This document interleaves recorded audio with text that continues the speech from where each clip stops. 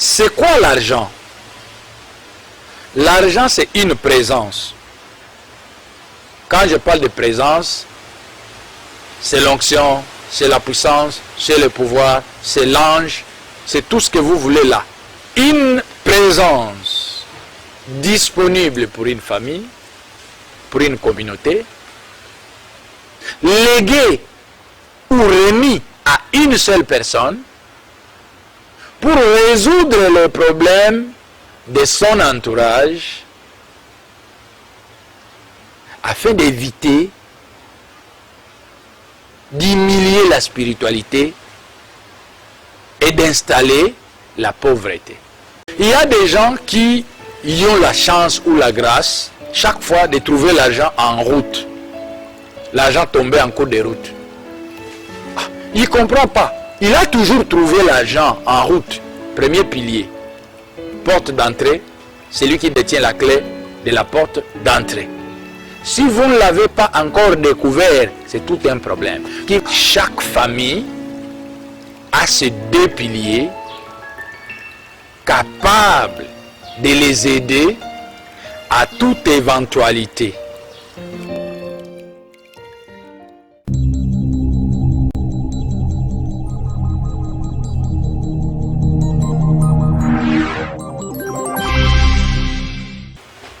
Bien-aimés dans le Seigneur, que Dieu nous bénisse de partout où nous sommes.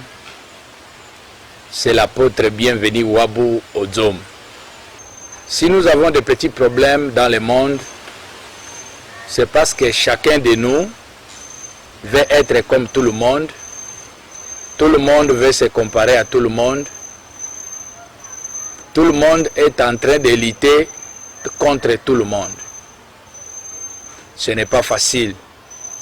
Alors la spiritualité est disponible pour tout le monde. Et chacun a ce que Dieu lui a donné. Et si chacun suivait ce que Dieu lui a donné, comprenait qui il est, d'où il vient,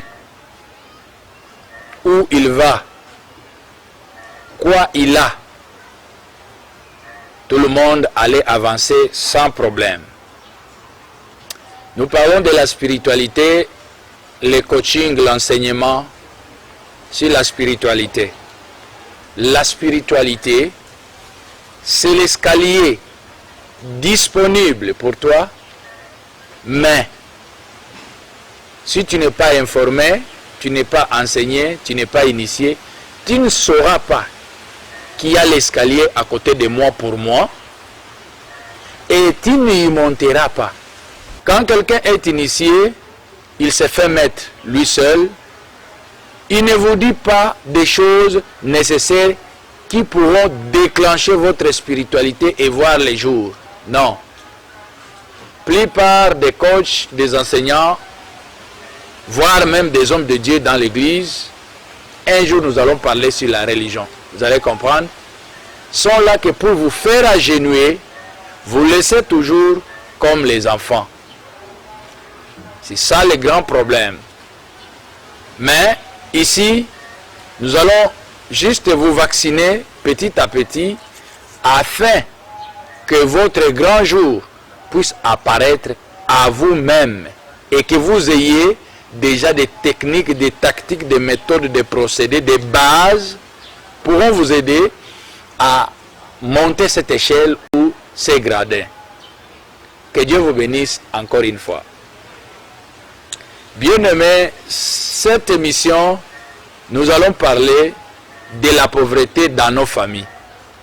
Si nous sommes pauvres, c'est parce que nous le voulons. Si nos familles sont pauvres, c'est parce que nous avons choisi d'être pauvres. C'est comme si nous nous sommes déjà dit que nous avons choisi d'être pauvres et nous voulons la pauvreté. Mais fin de compte, nous plairons encore. Nous plairons pourquoi? C'est ce que nous avons choisi. Les gens vont dire, nous en avons choisi où, quand et comment. Mais par nos comportements, par notre têtitesse, ne pas vouloir écouter ce que les hommes initiés vous donnent comme méthode. Très bien. Continuez avec cette émission jusqu'à la fin. Vous allez comprendre que si nos familles sont pauvres, c'est parce que nous les voulons. Je veux lire dans 1 Timothée, chapitre 6, verset 10e. Car l'amour de l'argent est une racine de tous les maux. Et quelques-uns, en étant possédés, se sont égarés loin de la foi et se sont jetés eux-mêmes dans bien des tourments. Bien-aimés, lisons le deuxième passage. 2 Timothée 2:20. Dans une grande maison, il n'y a pas seulement des vases d'or et d'argent, mais il y en a aussi de bois et de terre. Les uns sont des vases d'honneur et les autres sont d'un usage vil. Retenez bien ce verset. Nous lisons encore dans Matthieu chapitre 17, verset 27e. Mais pour ne pas scandaliser, va à la mer, jette l'hameçon et tire le premier poisson qui viendra. Ouvre-lui la bouche et tu trouveras un stateur. Prends-les et donne-leur pour moi et pour toi. Bien-aimés, nous avons suivi ce que dit ces références bibliques. Nous allons parler de la pauvreté qui est dans nos familles par manque de connaissances. Quand nous parlons de la pauvreté, nous voyons les finances, les matériels. Bien-aimés, chaque famille a ces deux piliers capables de les aider à toute éventualité. Suivez très bien. Une maison spirituelle a deux piliers, c'est-à-dire des entrées et des sorties. Première entrée, c'est la porte du devant de la maison. La porte du devant de la maison est réservée pour les visiteurs qui peuvent venir nous visiter à tout moment. Dès qu'ils sont au salon, le lieu de repos, ils sont à l'aise. Même s'il y a des problèmes dans la chambre, personne ne les saura. Parce qu'ils ne sont pas autorisés ni obligés de passer à des chambres. Ils viennent là et puis ils rentrent. Porte de l'entrée de la maison. Cette porte-là a la clé. Cette clé-là, c'est ça, la spiritualité. C'est ça, l'onction. C'est ça, la présence. C'est ça, la force spirituelle. Quelle force? Force financière. Force d'avoir la bénédiction matérielle. Pour aider ces corps, afin de résoudre des petits problèmes qui se trouvent au sein de la famille, au sein de la communauté, au sein de l'environnement. Maintenant, celui qui a cette présence, quand je parle présence, il y a des gens qui peuvent dire cette onction, cette grâce, ce pouvoir, cette puissance. Cette présence-là, de la clé, de la porte d'entrée, c'est le pouvoir ou la puissance, ou l'onction, ou la bénédiction matérielle. La bénédiction matérielle sert à aider ces corps, résoudre les problèmes de ces corps, pour ne pas tomber dans les émotions de la pauvreté, les rancines, etc. Souvenez-vous qu'il y a l'esprit, l'âme et le corps. Les bénédictions matérielles, ce sont les bénédictions qui sont au niveau du corps, que nous appelons déchets, la chair, la terre, pour résoudre tout ce qui est dématériel, passant par les sentiments, les émotions de l'âme. Maintenant, celui qui a la clé de la porte d'entrée de la maison, c'est celui-là qu'on appelle les patrons de la famille. C'est celui-là qui, les gens savent qu'il a le pouvoir, la puissance. C'est celui-là que les gens respectent. Alors qu'en réalité, c'est un travailleur des autres.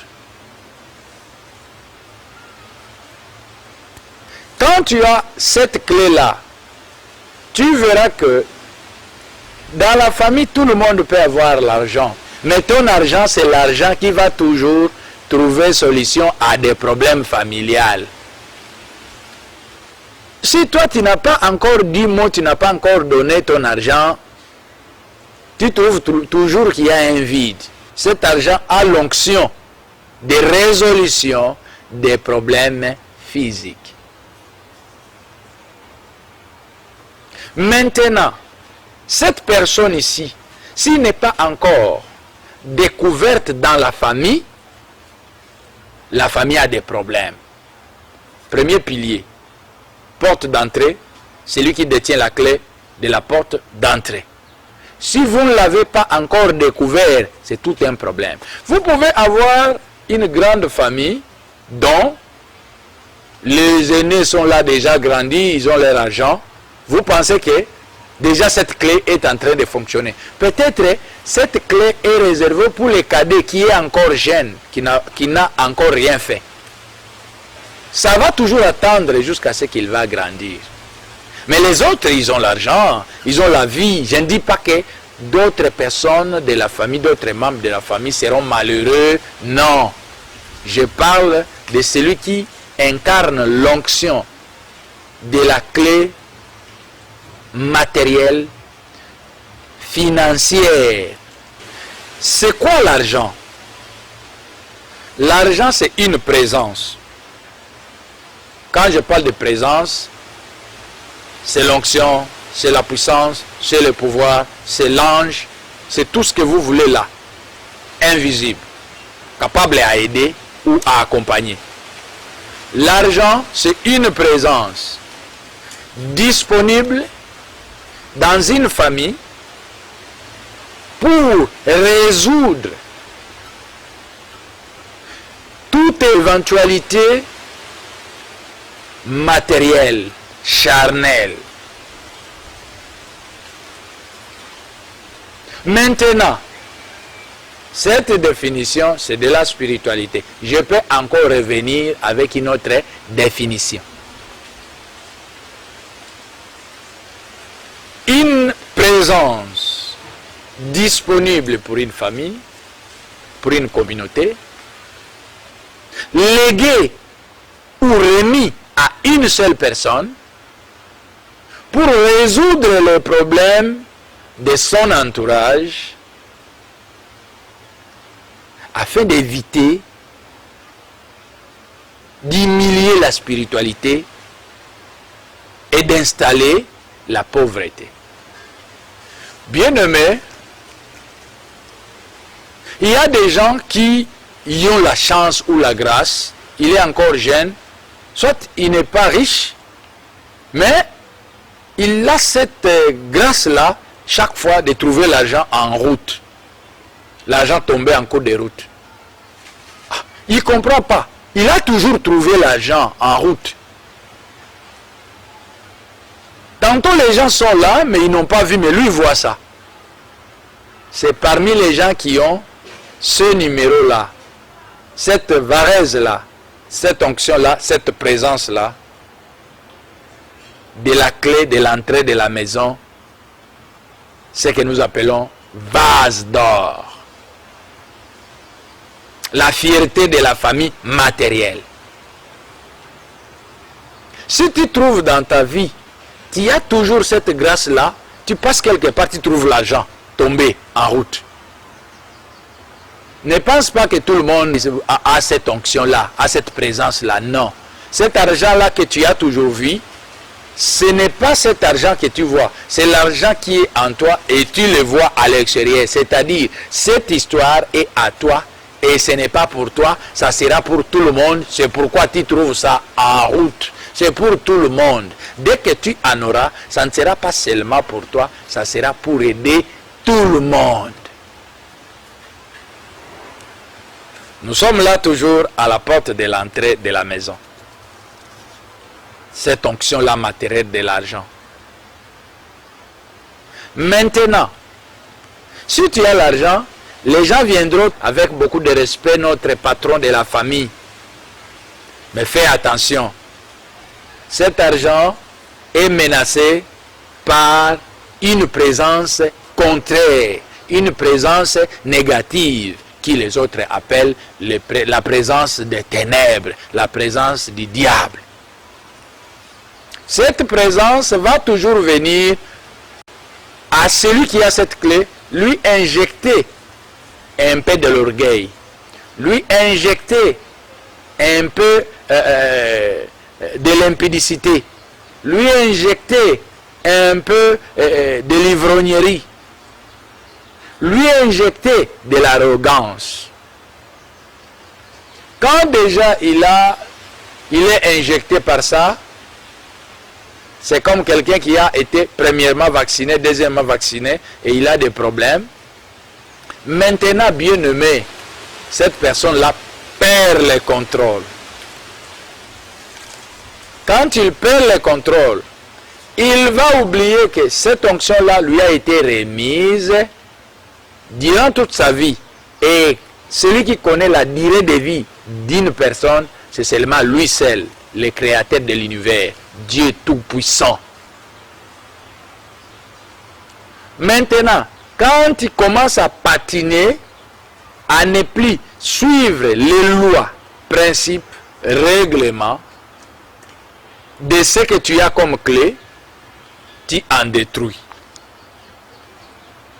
Parce que celui qui a l'argent dans la famille, il n'est pas le boss de la famille. C'est un travailleur des autres. Et de la famille, et de sa tribu, et de son environnement, de son pays, et du monde. Quand tu commences déjà à patiner, tu es maintenant géré par la présence là du ténèbre qui a maintenant siégé dans ton âme, activé les sentiments et émotions négatives.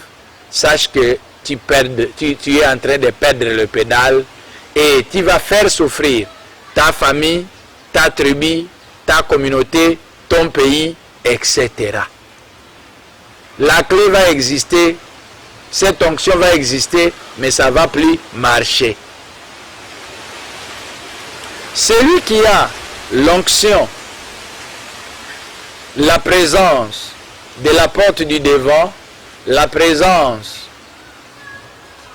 de la bénédiction matérielle ou de l'argent dans sa spiritualité disponible, celui-là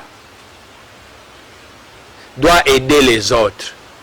S'il ne fait pas ça, il a des problèmes. Mais le problème a toujours été, s'il est une femme, quand elle va se marier à un homme, si cet homme-là est chiche, il n'est pas vase d'or, il n'a pas la clé du devant, cet homme-là va toujours s'attacher à cette femme-là et la contrôler, la créer des problèmes, et cette femme-là aura des difficultés d'aider sa famille. Et plus il n'aide plus sa famille, la famille est en train de devenir désert. Et quand la famille devient désert, elle aussi, ce désert va maintenant venir vers elle, et cette clé va devenir comme une lampe tempête qui n'a plus de carburant. C'est vice versa. Vous verrez un homme qui a de l'argent et c'est lui qui devrait éclairer sa famille par rapport au matériel. Mais lui, le mal, c'est quoi? Il a une femme qui contrôle tout, qui la bloque.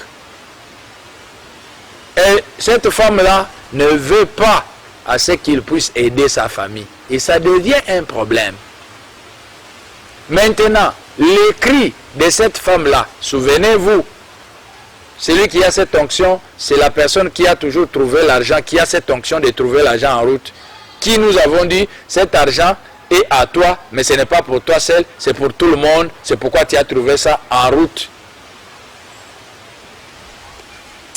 Tomber. Si tu trouves une femme comme ça et que tu as la clé principale de la présence matérielle pour ta famille, pour ta communauté, tu trouves une femme comme ça, sache que elle n'est pas la bienvenue à toi et elle va te créer des problèmes. Tout ce que tu allais avoir comme matériel, comme elle ne veut pas que tu libères pour ta famille, ça sera bloqué. Attention aux mariés par rapport à ces points. Attention. Il y a les gens, pour aider quelqu'un, pour prendre l'argent, aider quelqu'un comme ça, il voit comme s'il coupe son bras.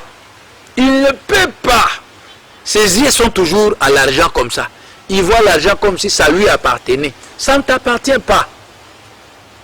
C'est pour ta communauté, pour ta famille, pour ton pays, pour ta tribu, aider les autres. Avez-vous déjà vu les manguiers manger une mangue?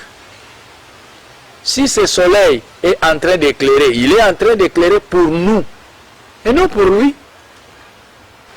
Bien-aimés dans le Seigneur, nous avons fini avec la première porte. Nous avons dit, celui qui a la clé financière de la famille, ça ne dépend pas de l'âge. Il peut être le cadet ou l'aîné ou au milieu. Il peut être un homme ou une femme. Mais si il est envoûté par son entourage, son épouse ou son époux, ça va lui bloquer. Et ça va bloquer toute la famille jusqu'à ce qu'il puisse partir, c'est-à-dire mourir. Et celui qui renaîtra de la famille avec cette clé, ça prend combien de temps? C'est-à-dire, tu peux rendre ta famille pauvre pendant, prenons, un siècle, à cause de toi seul. La spiritualité, pour celui qui a l'onction matérielle, la présence matérielle, financière, celui-là, c'est comme quelqu'un qui a le parasoleil. Quand il en a, plus il se déplace, s'il pleuvait, plus la terre à laquelle il piétine ne sera pas sous la pluie. Mais s'il dit, moi, je ne veux pas assez que quelqu'un d'autre puisse profiter de ce que j'ai, il va vouloir rester sur place, et plus il reste sur place, plus le temps passe. Mais s'il veut avancer, il faut avancer avec cette parasoleil dont il a juste touché la tige du milieu, et c'est pour toute une circonférence.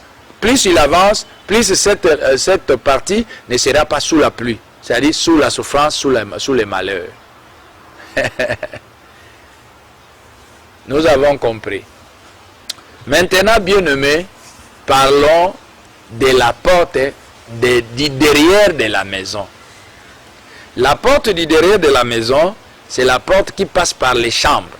C'est-à-dire, la porte où se trouvent les secrets invisibles dont les gens qui sont à l'extérieur ne peuvent pas voir. Celui qui détient cette porte, la clé de cette porte, c'est celui qui a la présence spirituelle de la profondeur spirituelle de la spiritualité, les oins de la famille, les sacrificateurs de la famille. Celui-là a comme rôle de prier pour la famille, de sécuriser la famille, d'aider la famille à tout ce qui est de la spiritualité. Sa présence est très importante dans la famille. Mais beaucoup de gens n'ont pas besoin de lui. Beaucoup de gens ne cherchent même pas à savoir s'il existe. Beaucoup de gens s'en foutent de lui. Mais c'est le oint de la famille. C'est lui l'opérateur de votre famille. C'est lui le communicateur spirituel. C'est lui l'étoile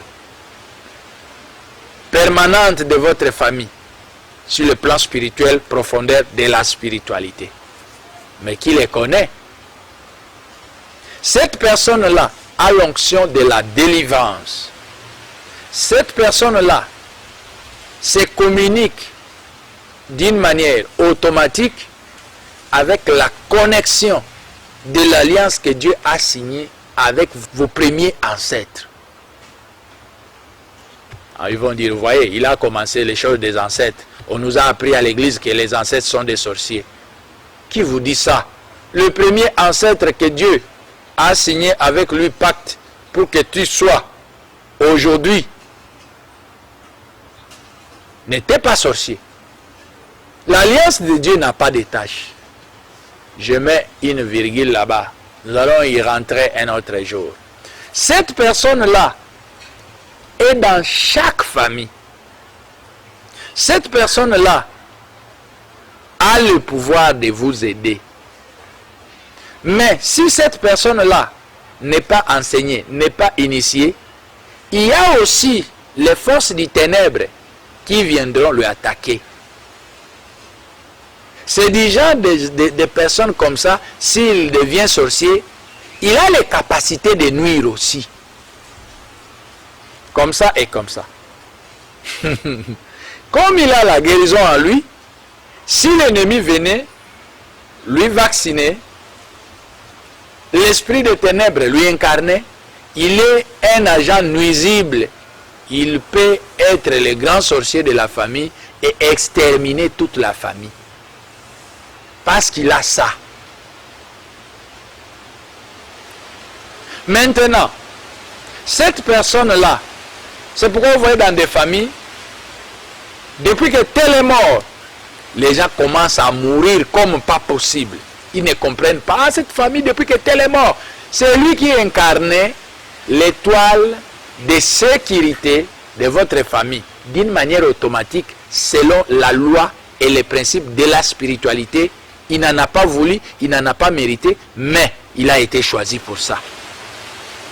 Bien-aimé dans le Seigneur, deux piliers. Il n'y a pas seulement des vases d'or et d'argent, il y a d'autres vases aussi. Mais aujourd'hui, nous parlons seulement d'abord de ces deux piliers. Si nos familles sont pauvres, c'est parce qu'on ne connaît pas c'est quoi la famille. Qu'est-ce qui se passe sur le plan spirituel dans notre famille? Quelqu'un d'autre, pour l'instant, il a l'argent dans votre famille, mais il n'a pas cette onction-là, c'est parce qu'il est vieux. Cette onction-là traîne encore parce que la personne qui allait l'incarner est encore jeune. C'est pourquoi on parle des choses comme des Nkodia. Les Africains parlent surtout, c'est de Bas-Congo, connaissent ça en République démocratique du Congo, l'Nkodia. Une présence matérielle, financière de la famille. Les gens disent c'est une sorcellerie. Oui. L'ennemi est là que pour copier. Mais si vous voyez tout ce que l'ennemi fait, sachez qu'il y a l'original. Si vous voyez ma photo, sachez que j'existe ou j'ai existé. Maintenant, cette histoire d'Nkodia a des problèmes quand la personne épouse une femme et que son épouse commence à les malmener, ne voulant pas aider les autres. Cette famille entre en trouble. Et fin de compte, il y a des problèmes. Ça, je voulais juste illustrer pour savoir celui qui incarne la présence, la bénédiction ou l'argent en lui. Bien-aimés, tous ceux-là que vous voyez avec la sorcellerie, la magie, le quoi ça, ils ont été créés pour aider, pour prier, pour intercéder pour les autres. Mais l'ennemi les a trompés, ils sont perdus. Et tout ce que vous voyez très pauvre aujourd'hui, la spiritualité n'a pas laissé une famille même réduite. Chaque famille a ses deux piliers. Mais quand ces deux piliers ne se connaissent pas, il n'y a pas cohésion. La famille, ça devient comme une maison qui a des portes qu'on ne ferme pas. Les portes qui restent non fermées toute la nuit et tous les jours. Les voleurs peuvent venir voler comme ils veulent. Là, on est en train de détruire quoi? Le pouvoir ou la présence matérielle, financière, l'argent. Et sur le plan présence spirituelle de la profondeur de la spiritualité, la porte du derrière, C'est comme aussi, tout esprit maléfique peut entrer dans la famille, détruire, écraser, tuer les gens, ainsi de suite. Pour terminer notre émission, bien-aimés dans le Seigneur, nous avons parlé de la pauvreté qui ronge nos familles, ne viennent pas de l'extérieur. C'est nous qui avons choisi à être pauvres. Travaillons dans nos familles avec cohésion. Il faut que tu saches dans ma famille qui est qui dans sa profondeur, parce que vous avez eu le temps de grandir ensemble, d'être ensemble. Si tu le comprends, sache qu'il faut que chacun de nous puisse jouer son rôle. Et si chacun jouait son rôle, il n'y aura pas de cris, il n'y aura pas de misère, il n'y aura pas de problèmes spirituels, car les deux piliers, chacun jouera son rôle. Que Dieu nous bénisse. C'était l'apôtre bienvenu Wabou Ozoum. Continuez à aimer, continuez à partager, continuez à commenter.